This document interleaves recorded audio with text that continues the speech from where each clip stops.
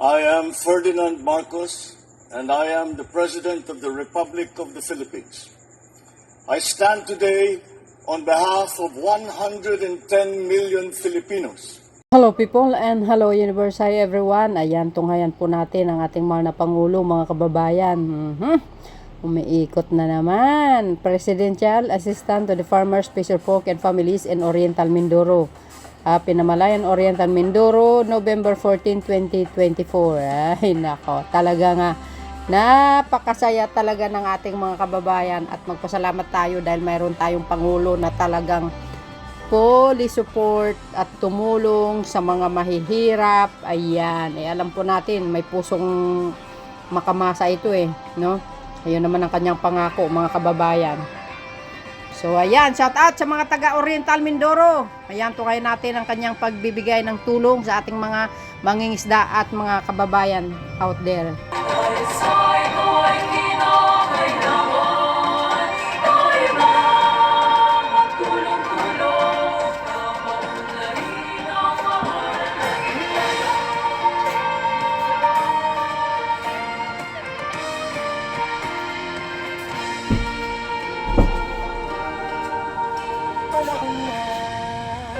Pagbabago dahil sa ito ay Magandang umaga po sa ating lahat. Sa araw na ito, mamamahagi po ng tulong ang ating mahal na Pangulo sa ating mga kababayan na labis na nasalanta ng Bagyong Christine. Ayun. Para umpisahan ang ating programa, inaanyahan po natin si Governor Humerlito Dolor upang magbigay ng kanyang pambungad na talumpati. ang araw po sa ating lahat. Pakitaas po ng kanang kamay ng masaya ngayong araw na ito. Pakitaas po ng kanan kasama ang kaliwa ng excited sa pagdating ng Pangulo ng Republika. At ang panghuli, ang lahat ng nakararamdam ng pagpapala ng Diyos na ipinadadaloy sa ating Pangulong Bongbong Marcos, pumalakpak na may pagpapasalamat ng malakas, na may sigawan, may hiyawan, na walang maliw na pagmamahal. Ako po ay 48 years old na sa susunod na linggo. 32 years dito ay ginugol ko sa paglilingkod sa bayan. Mula SK, Board Member, Vice Governor at Gobernador. Ang huling 2 taon ng aking panunungkulan bilang Gobernador ay hinamon ng maraming kalamidad. Oil spill, ASF, El Nino at sunod-sunod na bagyo. Pero bilang ama ng lalawigan, mas madali nating hinarap ito dahil meron tayong ama sa pambansang pamahalaan. Naramdam natin ang malasakit at pagmamahal sa bawat isang Mindoreño.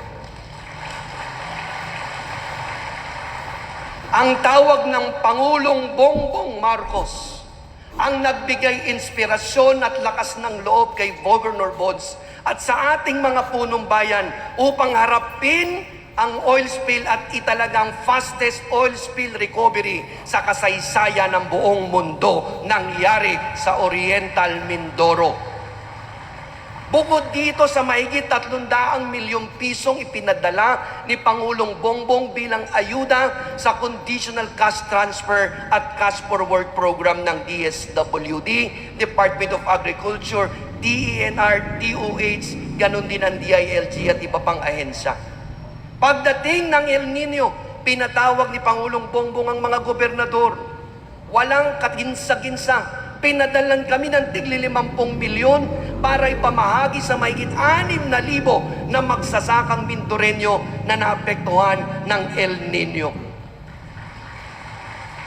Nito lamang nakaraang mga linggo, umikot tayo sa buong lalawigan upang ipamahagi ang ipinadala ni Pangulong Bongbong Marcos na 56 na milyong piso para sa mga biktima naman ng ASF. Minamahal na mga kababayan, batid nating mas maraming naapektuhan ng bagyong nagdaan sa ibang lugar. Ngunit espesyal ng Oriental Mindoro dahil dito, hindi lang tayo humingi. Kusang loob ni Pangulong Bongbong Marcos ang pagpili sa Oriental Mindoro para puntahan niya ngayong araw na ito. At hindi lamang kusang loob, sinigurado niya na lahat ng nasa listahan ng Department of Agriculture ay mabibigyan ng ayuda mula sa tanggapan ng Pangulong Bongbong Marcos. Bukas ay 74th founding anniversary ng Oriental Mindoro at pinatingkad lalo ito sa pamamagitan ng panauhing pandangal natin. Sino pa ba ang tataas na bisita sa Oriental Mindoro? Sa Pangulo ng Republika ng Pilipinas.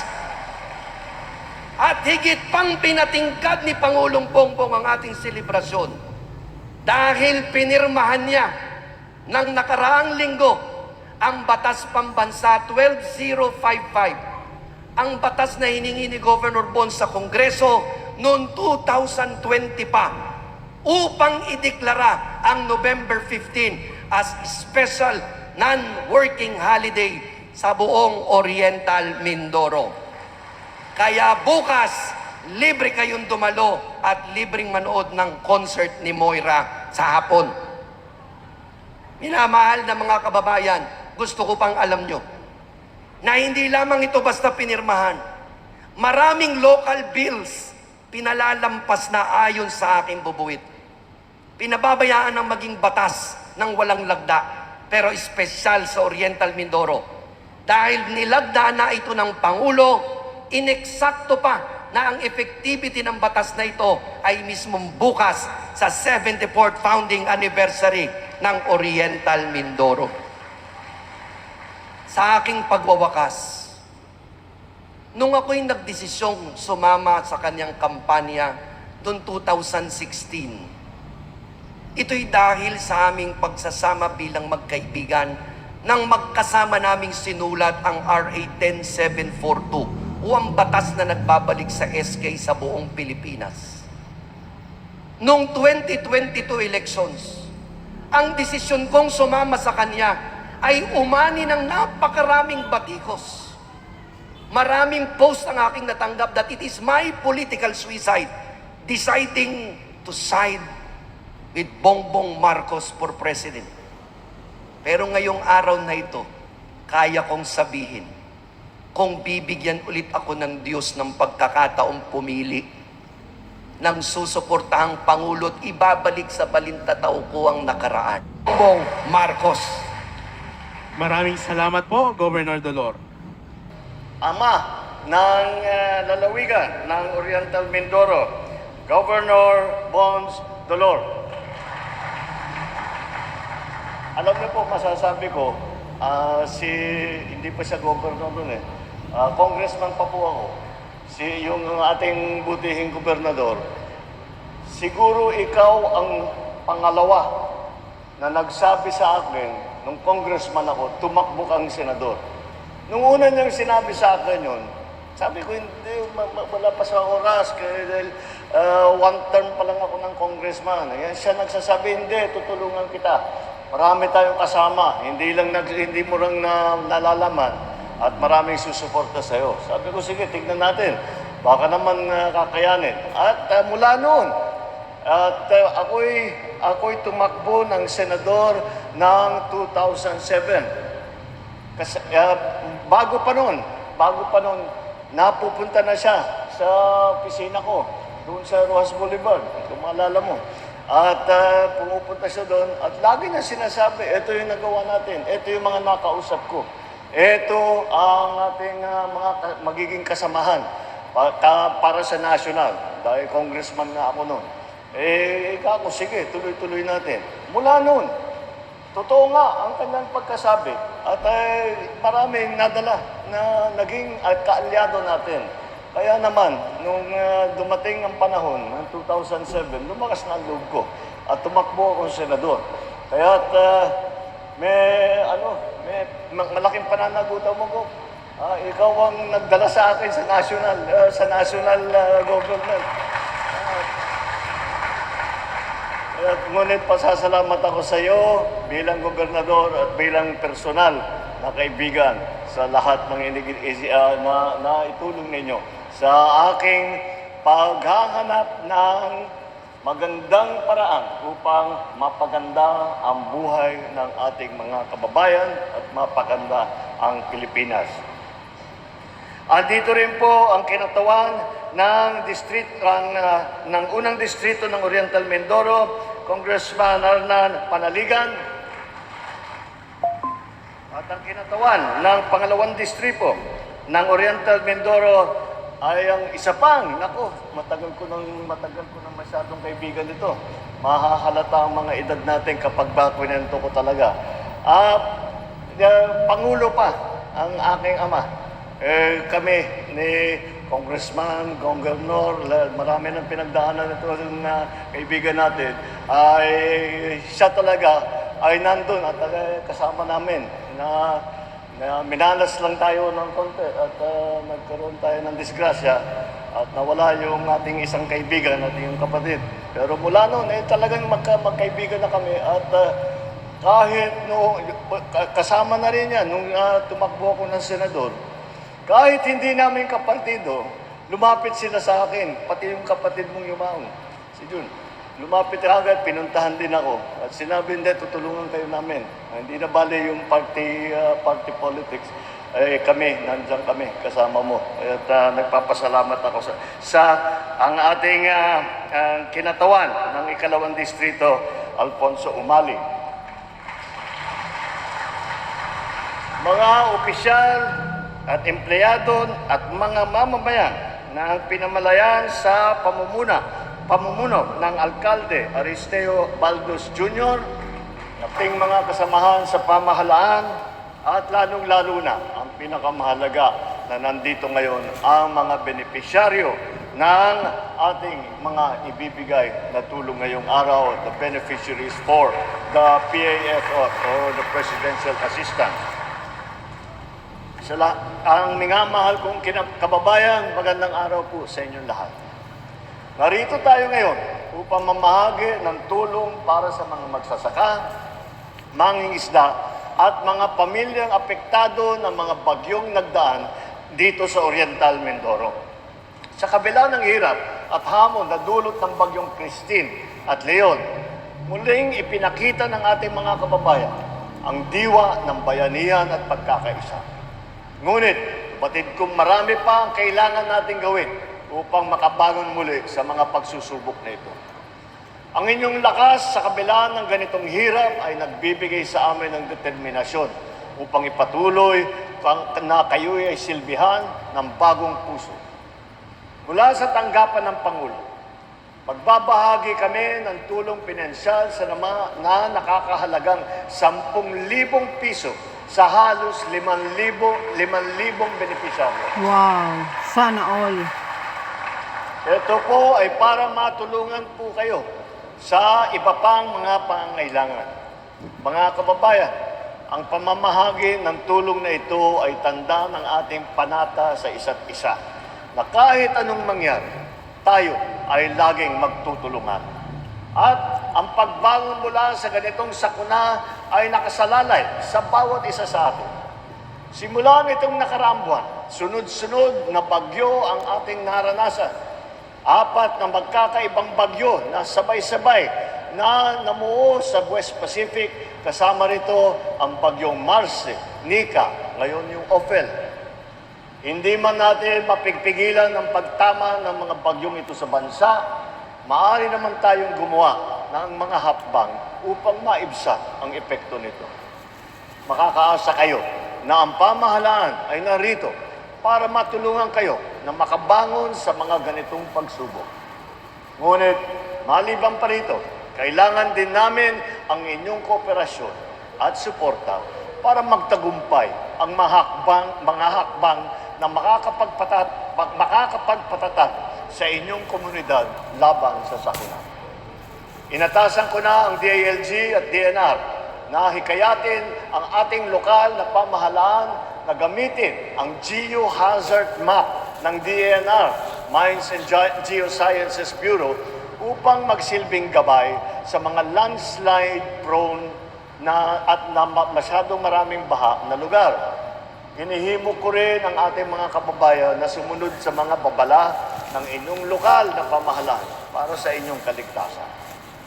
Lalo na po doon sa mga kinakailangan lumikas, patid namin na mahirap maiwan ang inyong bahay. Mga pag-aari, ngunit huwag na pong mag-atubili na lumikas kung ito ay sasalba sa inyong buhay. Para naman sa DPWH, DOTR, DOST, DTI, at iba pang ahensya at lokal na pamahalaan, inuulit ko po, pag-aralan at suriin nang mabuti ang ating mga kalsada, tulay at iba pang istruktura upang matiyak natin ang dekalidad, ligtas at handa ng itong mga strukturang ito laban sa pagbabago ng panahon. Ang sabi ko nga, ang bagyo ngayon iba na. May mga flood control tayo, pero dahil sa mas madaming tubig na dulot ng pag-ulan, hindi na nakakayanan. Kaya inatasan ko na rin ang DPWH, ang DNR, at iba pang ahensya na rebisahin ang Flood Control Master Plan upang makasabay sa patuloy na paglakas ng mga bagyo. Sabay-sabay tayo na lumaban at magsumikap para mas maayos ang ating kinabukasan. Sa ating pagtutulungan, alam kong darating ang araw na ang mga hamon na ito ay magiging bahagi ng ating kwento na tagumpay. Bago ako matapos, malugod kong binabalita na naisabatas na nga, kagayat ng binalita sa atin ni Governor, ang araw ng Oriental Mindoro na ipinagdiriwang tuwing ika-15 ng Nobyembre. Ang ating diwa ng bayanihan ay magsisilbing liwanag na magpapakita ng daan tungo sa pagbangon at kaunlaran para sa inyong probinsya at para sa isang bagong Pilipinas. Maraming salamat sa inyo lahat. Mabuhay ang sambayanang Pilipinas. Yan, shout out sa mga taga Oriental Mindoro. Wow. At si Jesus Baha.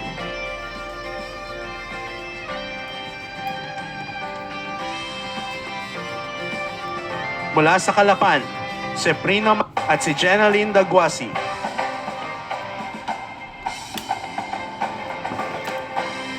Mula sa Pola, Ariel Tumampo.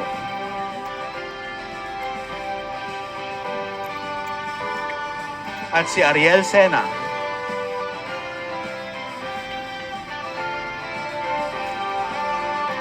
Mula sa Puerto Galera, Noriel Susara.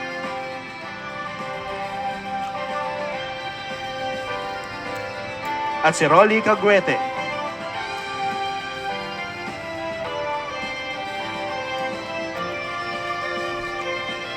Mula sa San Teodoro, Rodolfo Aklan.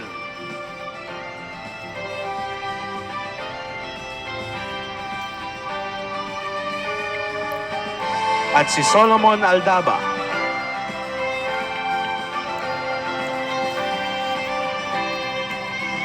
Mula sa Socorro, Jerry Burgos.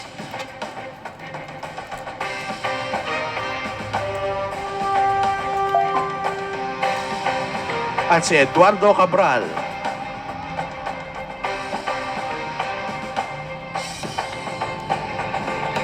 Mula sa Victoria, Jobert Raimundo.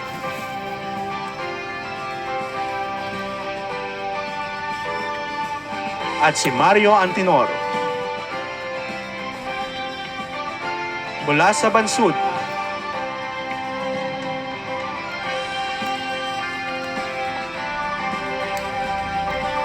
Jocelyn Castillo.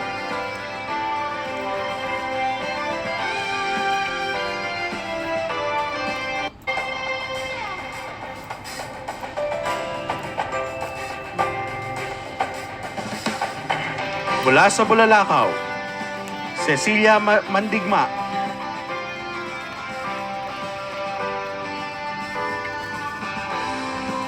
At si Gabriel Hermelao.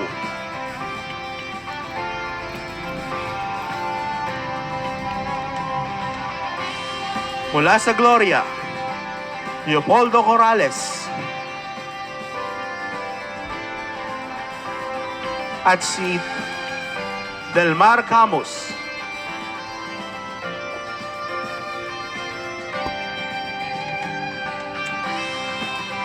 Mula sa Rojas, Prevado Belamo.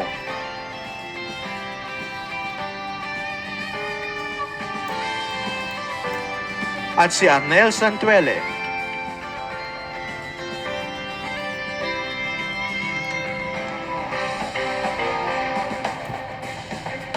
Mula sa Pinamalayan, Raul Pastor Fede.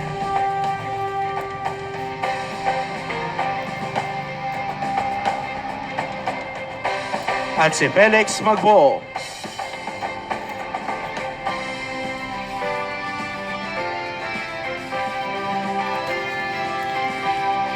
Mula sa Mansalay, Rosalie Rebay.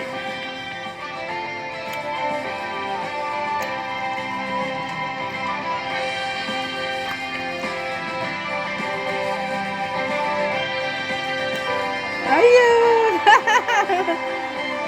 At si Carlos Imban.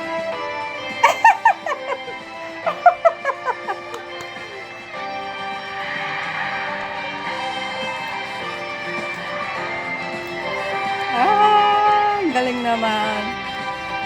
Maraming salamat po, mahal na Pangulo, sa pamahagi ng tulong sa ating mga kababayan dito sa probinsya ng Oriental Mindoro.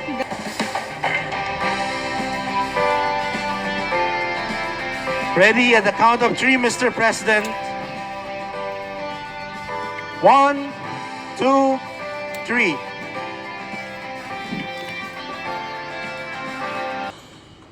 Ako po si Samuel Etag, hanonoo katutubo mangyan, sumasaka tulad ng saging, kadyos, kamuti, kamuting kahoy, mga ube, nasira ng bagyong Christine.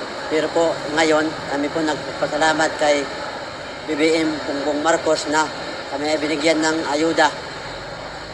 Sana po tuloy-tuloy ang kanyang suporta sa mga mayan o mahirap ng buong Oriental Mindoro. Kami po talagang sobrang nagpapasalamat sa kanya na kami binigyan ng ganitong klaseng ayuda na para makaraos kami sa aming nangyari nung bagyong Christine. Sana po hindi lang ito, marami pang proyekto ang dumating sa atin dito sa Oriental Mindoro. Po si Rosalie Anay ay isang kanunuko po. Kasabi po ng farmers, mga saging, mga niyog po, marami po produkto po. Ay po, nagdating po si bagyong Christine, nasira po ang aming halaman. Salamat sa Panginoon, nagdating po si Bongbong Marcos, natulungan po kami ngayon, bigyan kami ng biyaya. Sana po, hindi lang po ako ang matulungan niya, lahat-lahat po mga tao. Mahalaga po ngayon po sa mga magsasaka po ang bigay ni Bongbong Marcos para po sa kanilang panibagong maanoan ulit ang kanyang matanim, ipaano naman yung tanim pa, buhay naman, para kahit ano man yan, may kukunin po ng pagkain, tapos may nabunta. Masasabi ko lang po kang Bongbong Marcos na sana patuloy po yung pagtutulong sa aming mga mahirap, tsaka po sa mga taong may kailangan po. So, yun guys, na panood nyo yung full speech ng ating mahal na Pangulo at nakikita nyo naman siguro sa ating screen na ating mga kababayan, sobrang katuwa nila, yung mga magsasaka, yung mga mangisda at mga pamilya na talagang mahihirap, no? Eh, alam nyo naman, dyan lang nakafocus ang ating mahal na Pangulo. Nakikita nyo, ay nako, mapasana all ka lang talaga. Oh, bilangan, 10,000 po yan. Ang bawat ulo na nandyan sa loob po ng stadium na yan. Kung di ako nagkamali, 5,000 ang beneficiaries na makakatanggap ng tag sa 10,000. Direct yan po doon mismo sa kanila. Nakikita nyo naman kanina, binibigay, binibilang, at nakakapila ang mga yan. Ayan ang maganda. So, dahil dito, sa 10,000 na ito, malaking katulungan sa kanila yan, mga kababayan. Uupo ka ng maghapon, hindi ka makakatanggap na ganyan. Yung 10,000, nako, at least, nakikita nyo, ang budget ng isang Pangulo ay napupunta rin doon sa mamamayang Pilipino. Ika nga, yung pera ng bayan, at least nakikita nyo na ibinabalik din sa taong bayan. Hindi tulad ng iba dyan, ginastos sa walang katuturan. Hanggang ngayon, yung issue niya, hindi niya pa kayang panindigan. Hindi niya kayang ini-explain kung saan niya napunta. At least ang Pangulo, nakatuon sa mga mamayang Pilipino, yung mga talagang kapos ang kanilang kita, no? At ang mga mahirap na ating mga kapwa Pilipino. So yun guys, see you again on my next upload video. Hindi man tayo nakatanggap, at least tayo ay masaya sa ating mga kababayan. Maraming salamat. See you again. Bye bye bye and babus. God bless Philippines. Thank you Mr. President.